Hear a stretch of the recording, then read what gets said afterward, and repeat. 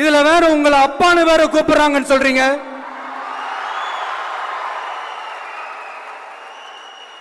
தினம் தினம் உங்களுடைய இந்த கொடுமைகளை அனுபவிச்சுட்டு இருக்கிற என்னுடைய சகோதரிகளான தமிழ்நாட்டு பெண்கள் தான் உங்களுடைய அரசியலுக்கு ஒரு முடிவு கட்ட போறாங்க, உங்களுடைய ஆட்சிக்கு ஒரு முடிவு கட்ட போறாங்க, உங்களுடைய இந்த அரசியல் வாழ்க்கைக்கு ஒரு முடிவு கட்ட போறாங்க. சரி, பெண்களோட லைஃப் தான் இப்படி போராட்டமா இருக்குன்னு பார்த்தா இங்க எத்தனை போராட்டங்கள்.